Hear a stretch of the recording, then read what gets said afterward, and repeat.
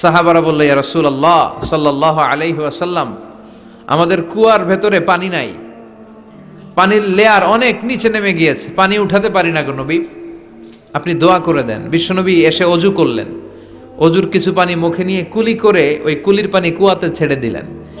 ছেড়ে দেয়া মাত্রই পাম্প মেশিন দিয়ে পানি উঠালে যেমনি লাফিয়ে লাফিয়ে পানি ওঠে, মুহূর্তের মধ্যে নিচের লেয়ারের কুয়ার পানি লাফিয়ে লাফিয়ে উপরে উঠতে শুরু করেছে।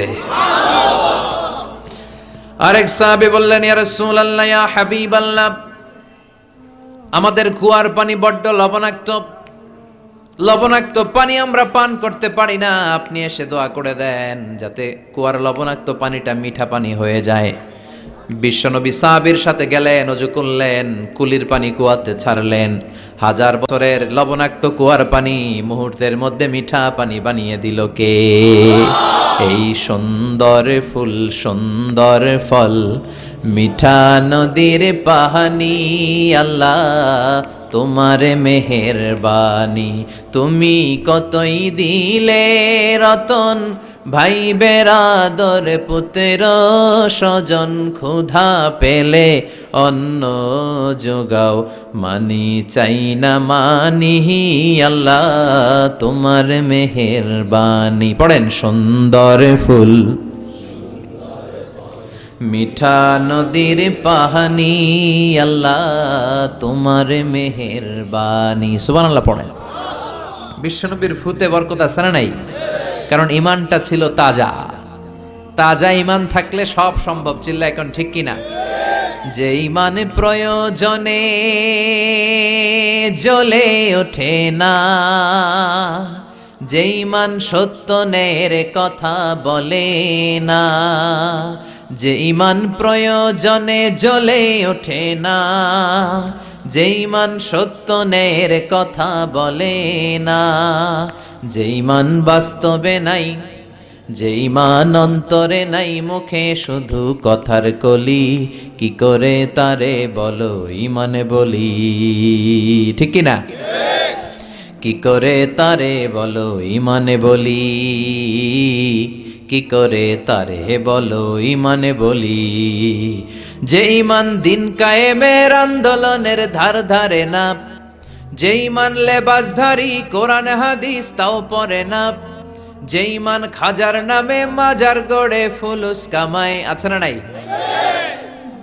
যে ইমান শিরকিয়াতের আমল করে ভীত না হয়, যে ইমান ইমানে ভুলে নাস্তিকতার মঞ্চে ওঠে, আছে না নাই? যে ইমান বাতিল মতের দোসর হয়ে ফায়দা লুটে, যে ইমান শুধুই কেবল খায় দায় আনন্দ করে, যে ইমান দেখে না যে আরাকানে ভাইরা মরে, যে ইমান বাস্তবে নাই, যে ইমান অন্তরে নাই, মুখে শুধু কথার কলি, কি করে তারে বলো ইমানে বলি? কি করে তারে বলো ইমানে বলি? কি করে তারে বলো ইমানে বলি? চিৎকার করে বলেন ঠিক কিনা? তার মানে ইমানে ইমানে পার্থক্য আছে না নাই? আমরা পাক্কা ইমানদার হতে চাই, আমরা পরিপূর্ণ মুমিন হতে চাই। যে ইমান ছিল আবু বকরের অন্তরে, যে ইমান ছিল ওমরে ফারুকের অন্তরে, আল্লাহ তুমি কবুল করো।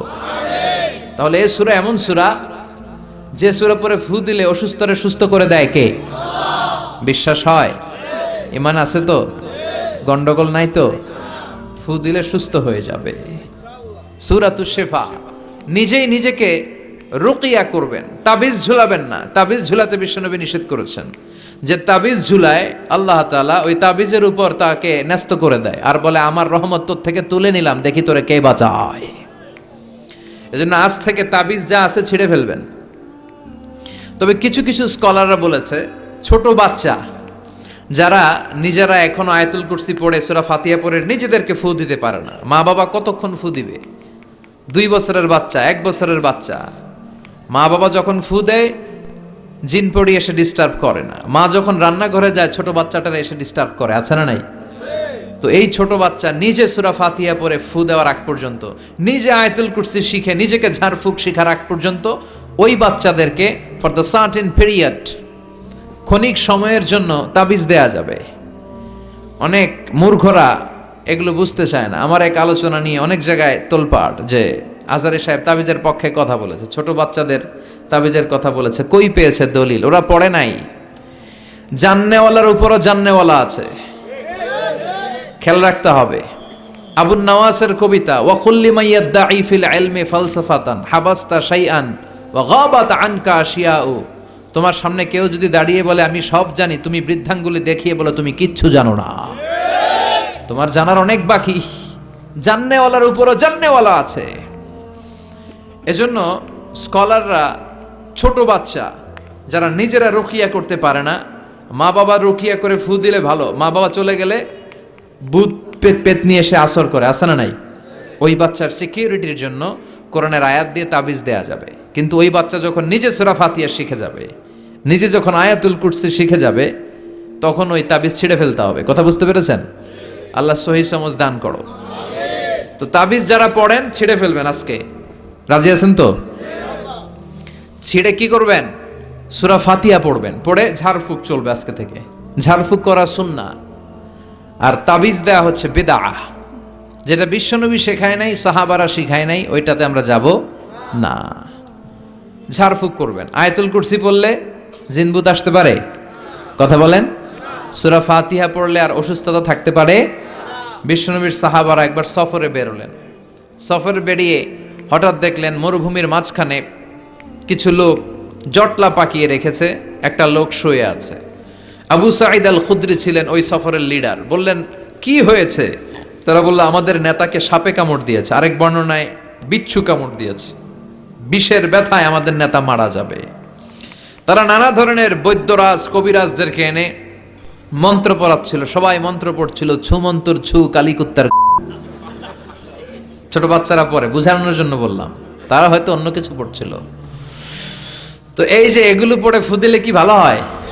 কথা কন, আরো রোগ বাড়ে, ঠিক কিনা? বাচ্চার হাতে 2টা, গলায় 3টা, কোমরে 4টা, এগুলোর ওজনেই তো বাচ্চা অসুস্থ হয়ে যাবে। কথা বুঝতে পেরেছেন? আবার কোমরে লাগায়, এটারে কি বলে? কাইতন। কি কয়? তাগা। চাচাই বলতেছে তাগা। তো তাগা টাগা লাগাবেন না। সূরা ফাতিহা পড়ে আজকে থেকে ফু দিতে হবে। আমার মাইকের আওয়াজ নিশ্চয়ই শহরের অনেক দূর যাচ্ছে, মায়েরা বোনেরা শুনে রাখবেন, অসুস্থ আপনি সূরা ফাতিহা পড়ে ফু দেন। বিশ্বনবী রাতের বেলায় বিছানায় যাওয়ার আগে সকাল সন্ধ্যা 3 কুল পড়ে হাতে ফু দিতেন, এরকম 2 হাতটা একসাথে করে এখানে ফু দিয়ে মাথা থেকে শুরু করে মেসেজ করতেন পা পর্যন্ত, দেহের যতটুকু জায়গায় যায়।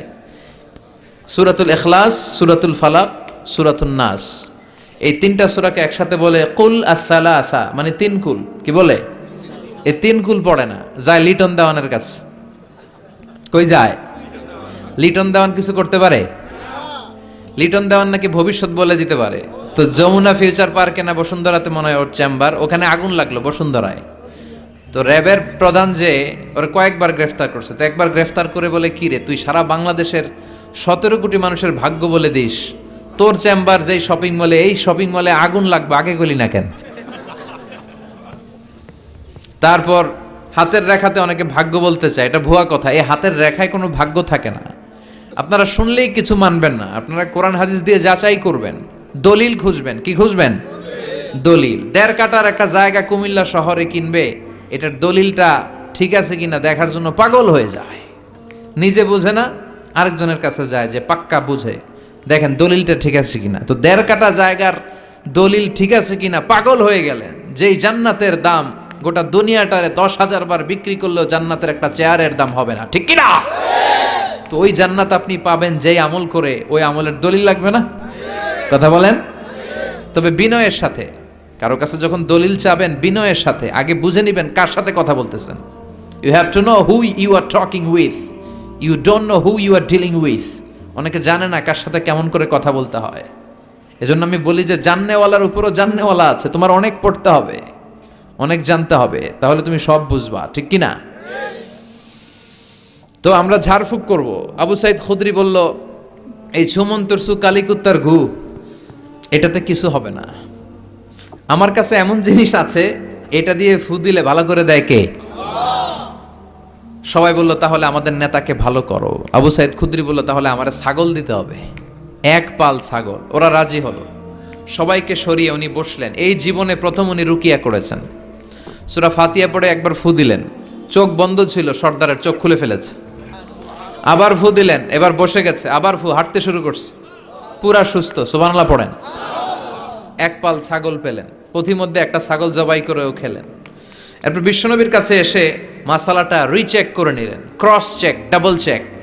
আপনারা এখন ইউটিউবের সময় না, যে কোনো জিনিস সার্চ দিলেই সব পাওয়া যায়, আপনি জানতে পারবেন। তো একটা বিষয়ের উপর অনেকগুলো আলেমের বক্তব্য শুনবেন, ফলে ওভারঅল একটা ধারণা আপনি পেয়ে যাবেন। বুঝতে পেরেছেন?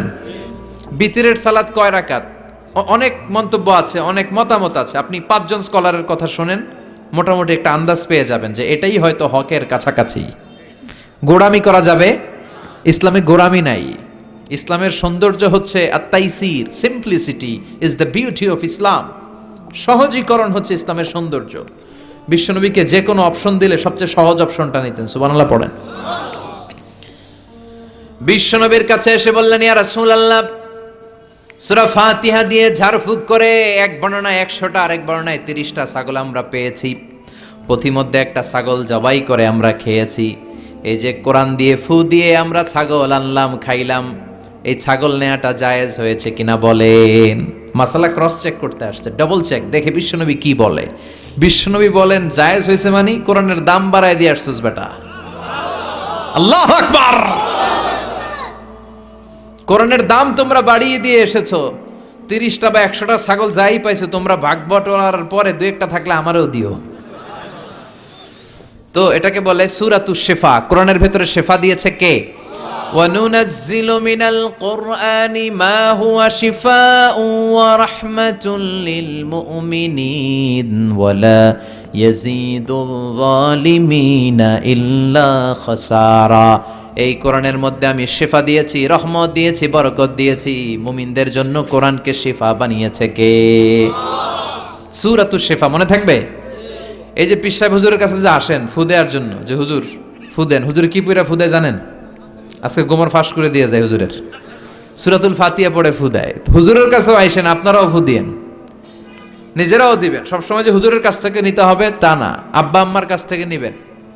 আব্বার কাছ থেকে নিলে এটা সবচেয়ে দামি ফু, ঠিক কিনা? 2 গ্লাসে পানি, উনি কিন্তু আমার আব্বা, জানেন?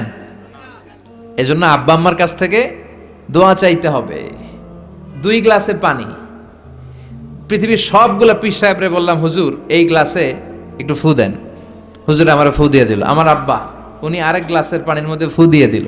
মুহূর্তের মধ্যে আমার আব্বার ফুটা কাজে লেগে যাবে। গোটা পৃথিবীর পীর সাহেব একদিকে, বাবা মার দোয়া আর ফু আরেকদিকে, ঠিক কি না? তো এই জন্য সূরাতুল ফাতিহার এক নাম হচ্ছে সূরাতুশ শিফা। কি নাম? সূরাতুশ শিফা। আবার এই সূরার আরেক নাম হচ্ছে সাবউল মাসানি, নিত্য পাঠনীয় সপ্তবাক্য। নিত্য পাঠনীয় সপ্তবাক্য, যেই সূরাটা প্রতিদিন পড়া হয়। রব্বুল আলামিন বলেন, ওয়ালাকাদ আতাইনাকা সাবআম মিনাল মাসানি ওয়াল কুরআনাল আযীম। ও নবী, আমি আপনাকে নিত্য পাঠনীয় 7টা বাক্য দান করেছি, সাথে সাথে কোরআনে আজিম দান করেছি। সুবহানাল্লাহ।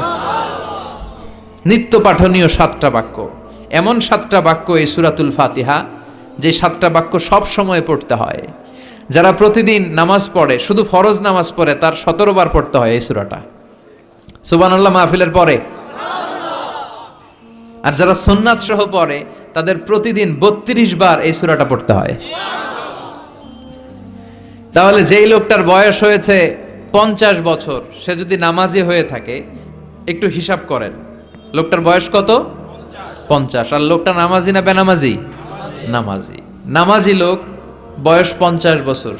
তাহলে এই 50 বছরে সে যে কত লক্ষবার সূরা ফাতিহা পড়ছে ও নিজে জানে? সুবহানাল্লাহ কই? আল্লাহু আকবার।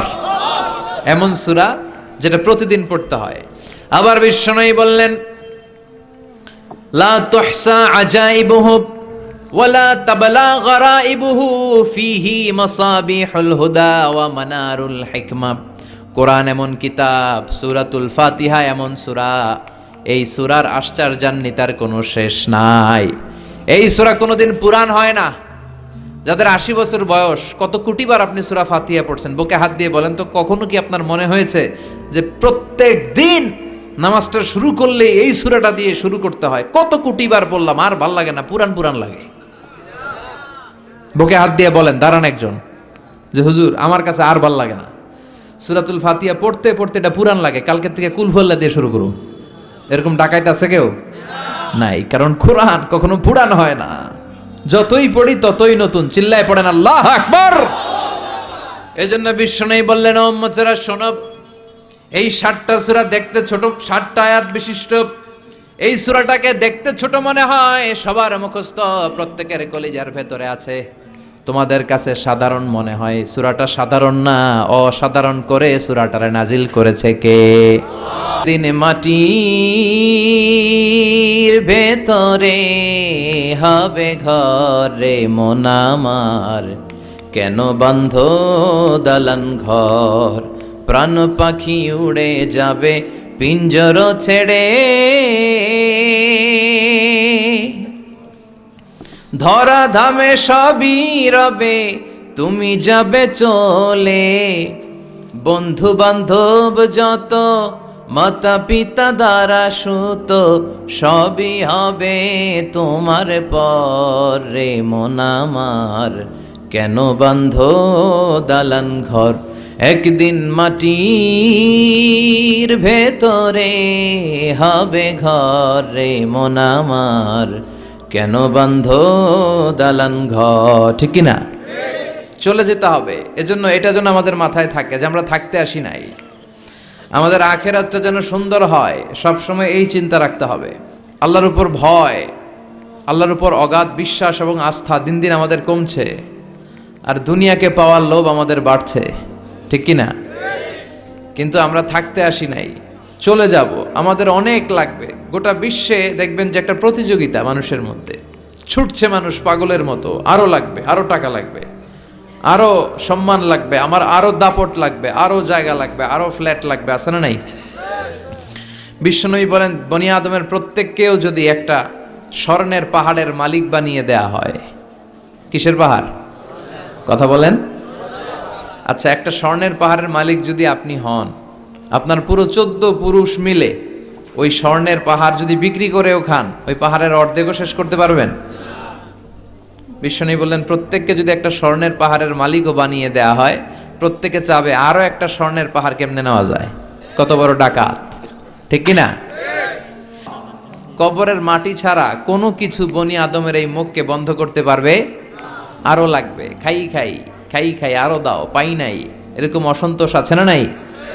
অল্প খাবেন, অল্প পড়বেন, অল্প জমাবেন, অল্পের ভেতরে বরকত দিছে কে? এজন্য বেশি বেশি আমরা করব না, অল্পে সন্তুষ্ট থাকব, আর শুকর করব একজনের, তিনি কে? কারণ তিনিই পারেন আপনার মনের সব জ্বালা যন্ত্রণা দূর করে দিতে। আল্লাহ পাক আমাদেরকে সহি সমঝ দান করুক। সবাই পড়েন আমিন। জান্নাতে যারা যাবে তাদের জন্য আল্লাহ তাআলা 4 ধরনের সারাবান তাহুরা রাখবে। সুবহানাল্লাহ কইবেন না? 1 নাম্বার মিনারেল ওয়াটার, মিনারেল ওয়াটারের ঝর্ণা, আপনি ওখান থেকে দেদারসে পান করবেন। নাম্বার 2 দুধের ঝর্ণা, দুধের ঝর্ণা, ফ্রেশ মিল্ক এর ঝর্ণা থাকবে। নাম্বার 3 মধুর ঝর্ণা, মধু খাবেন বেশি বেশি, মধুর মধ্যেও শিফা আছে। এই কোরআনে 2টা জিনিসের ক্ষেত্রে আল্লাহ উল্লেখ করেছেন শেফা। এক হচ্ছে কোরআন, কোরআনটা নিজেই শেফা, সুবহানাল্লাহ। আর হচ্ছে দুধ, আর হচ্ছে মধু, মধুর ভিতরে শেফা আছে না নাই? আছে। তো বিশুদ্ধ পানির ঝর্ণা, দুধের ঝর্ণা, মধুর ঝর্ণা, আরেকটা থাকবে মদের ঝর্ণা। সুবহানাল্লাহ বাড়িতে গিয়ে বলেন। দুনিয়াতে মদ খাওয়া হারাম করছে কে? আর ওই আল্লাহ জান্নাতে আপনাদেরকে মদ খাওয়াবে। বোতলের মদও আছে, এটার নাম রাহিকুম মাখতুম, সিলড ওয়াইন। মিজাজুহা কাফুরা, কর্পূরের ফ্লেভার থাকবে। মিজাজুহু মিন তাসনিম, তাসনিমের ফ্লেভার থাকবে। মিজাজুহা জানজাবিলা, জিঞ্জার ফ্লেভার, আদার ফ্লেভার থাকবে। সুবহানাল্লাহ পড়েন। কিন্তু ওই মদ খেলে মুখে দুর্গন্ধ হবে না, মাথায় মাতলামি আসবে না। আল্লাহু আকবার।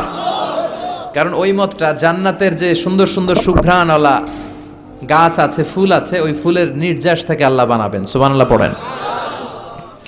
তো এই জন্য এই 4 ধরনের সুপেয় পানি আল্লাহ তাআলা জান্নাতীদের জন্য রাখবেন। এর চেয়ে দামি একটা পানি রাখবেন, ওইটার নাম হচ্ছে আল কাউসার। কি নাম? পড়েন, ইন্না আ'তাইনাকাল কাউসার ফাসাল্লি লিরাব্বিকা ওয়ানহার ইন্না শানিআকা হুয়াল আবতার। সুবহানাল্লাহ। কাউসারের একটা ঝর্ণা থাকবে, এই কাউসারের পানি আহলা মিনাল আসাল, হাউজে কাউসারের পানি মধুর চেয়েও মিষ্টি। আবিয়াদু মিনাল লাবান, দুধের চেয়েও সাদা। আবরাদু মিনাস সালজ, বরফের চেয়েও ঠান্ডা। এক ঢোক যে খাবে চিরকালের জন্য তৃষ্ণা মিটে যাবে। এই সবগুলো যেন আল্লাহ আমরা পান করতে পারি। আরো জোরে পড়েন আমিন। জান্নাত এমন জায়গা, যে জায়গায় শুধু শান্তি আর শান্তি। জান্নাতে অশান্তি আছে? মারামারি, কাটাকাটি, কিলাকিলি জান্নাতে আছে কি? নাই কি? ব্যারাম। আরামের জায়গা, কোনো টেনশন নাই। জান্নাতের ভিতরে রোদ নাই, বৃষ্টি নাই, ভূমিকম্প আছে? দুনিয়াতে ভূমিকম্পের টেনশন হয় না? বন্যা আছে জান্নাতে? পুলিশের দৌড়ানি, র্যাবের দৌড়ানি আছে? বাড়ি ভাড়ার টেনশন, বিদ্যুৎ বিল, গ্যাসের বিল, ঘুমে ধরে না আমাদের, ঠিক কি না? জান্নাতে কোনো টেনশন নাই। জান্নাত হচ্ছে আরামের জায়গা। আপনারা যারা যাবেন জান্নাতে 60 হাত লম্বা হয়ে ঢুকবেন। আহলুল জান্নাতে জুরদা ওয়া মুরদা, জান্নাতীরা হবে পশমবিহীন। এই যে দুনিয়াতে দাড়ি রাখা ওয়াজিব বা সুন্নাতে মুআক্কাদা, কিন্তু জান্নাতীদের গালে কোনো দাড়ি থাকবে না, মোজ থাকবে না, গায়ে পশম থাকবে না। আবনাউ সালাসিন ওয়া সালাসিন, সব জান্নাতি পুরুষরা হবে 33 বছরের তাগড়া যুবক। আল্লাহ, এখানে যেমনি আমরা একত্রিত হলাম, তোমার জান্নাতেও যেন আমরা একত্রিত হতে পারি, তুমি তৌফিক দাও। আর জোরে পড়েন আমিন। এতগুলো কথা কোত্থেকে এসেছে জানেন? জিজ্ঞেস করেছিলাম সবচেয়ে দামি সূরা কোনটা? একজন বলছে বাকারা। বাকারা মানে গাভী, গাভী থেকে দুধ, দুধ থেকে জান্নাত। সুবহানাল্লাহ পড়েন। কোরআনের কথা শেষ হতে চায় না, ইন্টার রিলেটেড, তাই না? একটার সাথে আরেকটা মিলে থাকে। খেয়াল রাখবেন, আল্লাহর কথা রাসূলের কথায় কোনো ফাঁক ফোকর নাই, আছে? এজন্য এই দুইজনের কথাই আমরা মানব। বিদায় হজের ভাষণে বিশ্বনবী বলেছিলেন, লাকাদ তারাকতু ফীকুম আমরাইন লান তাদিল্লু মা তামাসসাকতুম বিহিমা কিতাবাল্লাহ ওয়া সুন্নাতা রাসূলি।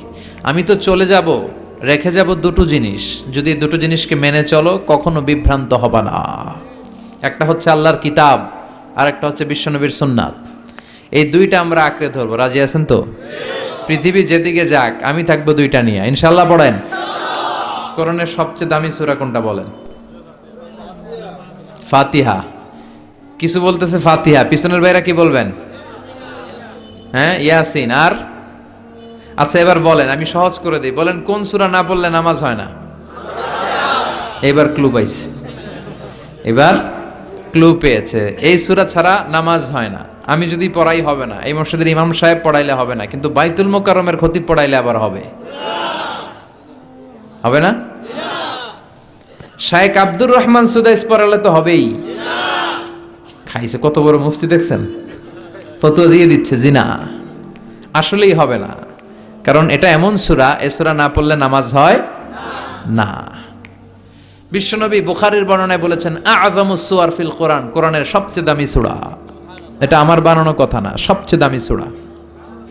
এই সূরার মতো সূরা কোরআনে তো নাই, তাওরাতের ভেতরেও নাই, ইনজিলের ভেতরেও নাই, জাবুরের ভেতরেও নাই। 60টা মাত্র আয়াত। কয়টা? কার কার মুখস্থ নাই হাত তোলেন। সূরা ফাতিহা মুখস্থ নাই কার কার? হাত তোলেন। হিন্দু ভাই নাই কেউ? আমাদের অনেক মাহফিলে হিন্দুরা আসে, হিন্দুদেরও মুখস্থ। সুবহানাল্লাহ কইবেন না? এই দেশের অনেক হিন্দুরা কালেমা পড়ে জানেন, বিশেষ করে তুফানের সময় আরো বেশি পড়ে।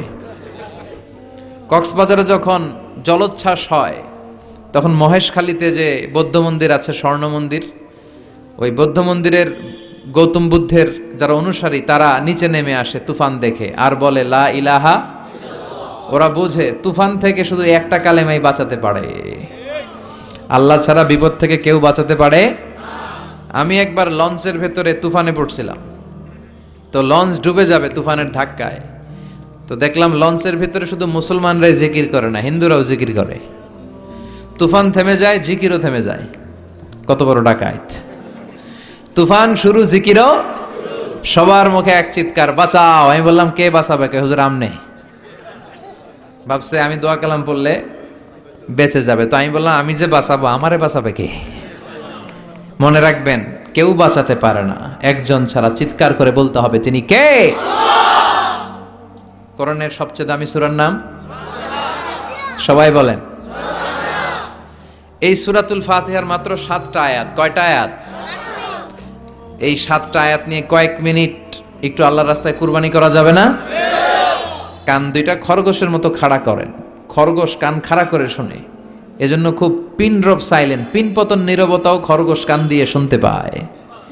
তো আমি যতক্ষণ আপনাদের খেদমতে কিছু কথা বলবো, কান দুটো খাড়া করে রাখতে হবে। পারা যাবে না? এই সূরাটা হচ্ছে আউয়ালুস সূরা নাযালা কামিলান মিনাল কোরআন, কোরআনের সর্বপ্রথম নাজিল হওয়া পূর্ণাঙ্গ সূরা।